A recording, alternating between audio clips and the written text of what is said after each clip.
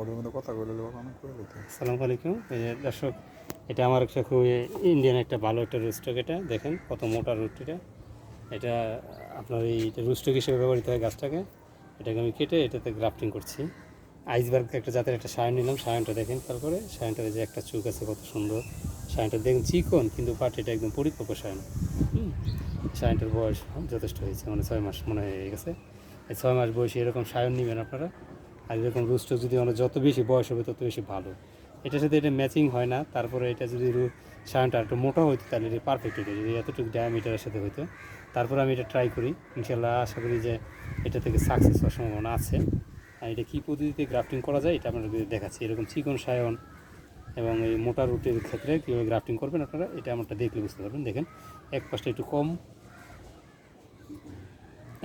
কম কাটলাম, আরেক পাশটা একটু বেশি কাটলাম। দেখেন এখানে এই ধরনের যদি আপনারা করেন তাহলে আপনারা কীভাবে করবেন, এইভাবে আপনারা এটা চামড়া ছিলবেন, কাটবেন এটা, চামড়া কেটে তারপরে এক পাশে এখানে আপনার এটা ঢুকানোর চেষ্টা করবেন।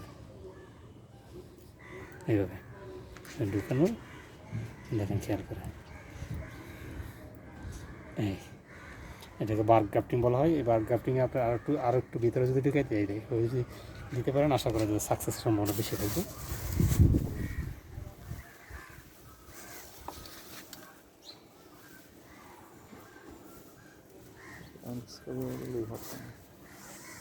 আবার করুন, আবার করুন, দিতে পারবো। দেখেন দূরে টিপ রাখবেন, একই টিপ যেন কখনো মানে স্মুথনেস যেন ইয়ে না হয়, নড়ে না যায়।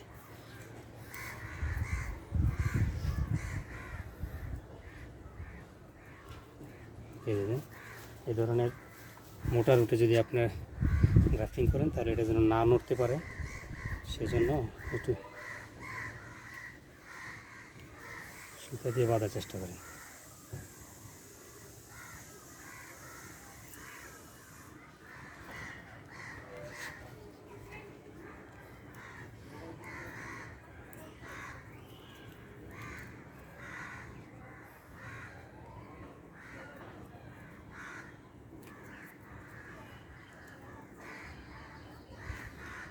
তারপরে পরের কাজ হলো আপনি এটাকে পলিথিন দিয়ে এটাকে আরেকটু পেঁচাবেন।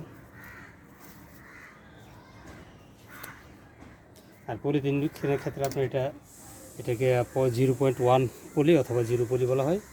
এটা আপনারা সিলেক্ট করবেন, যেটা টান দিলে লম্বা হবে কিন্তু ছেড়বে না। দেখেন এটাকে সায়নটা যেন শুকিয়ে না যায়, এই জন্য এটাকে ভালো করে পলিথিন দিয়ে পেঁচাবেন মাথাটা সহ, যেন ছত্রাক আক্রান্ত বা বাতাসের মাধ্যমে যেন এটা আর্দ্রতা কমে গিয়ে শুকিয়ে না যেতে পারে, যেন ভেজা থাকে। এই সায়নটা অন্তত 7 থেকে 10 দিন বেঁচে থাকতে হবে। আর্দ্র মৌসুমে অবশ্যই 7 দিন, শীতকালে বা অন্য মৌসুমে 10 দিন সায়নটা যদি বেঁচে থাকতে পারে, তাহলে আপনার নতুন কুশি এসে এই যে কুশিটাকে খোলা রাখবেন, এখান দিয়ে আপনার এসে দেখবেন যে এখান থেকে সেটা একটা সাকসেস হওয়ার সম্ভাবনা বেড়ে যাবে।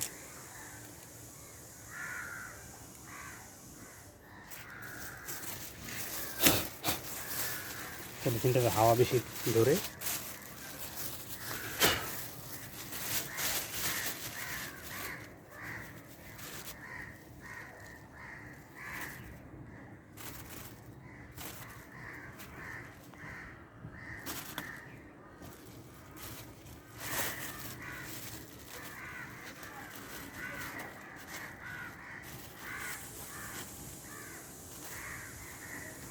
কতদিন পর খুলতে হবে, পাওয়া যাবে?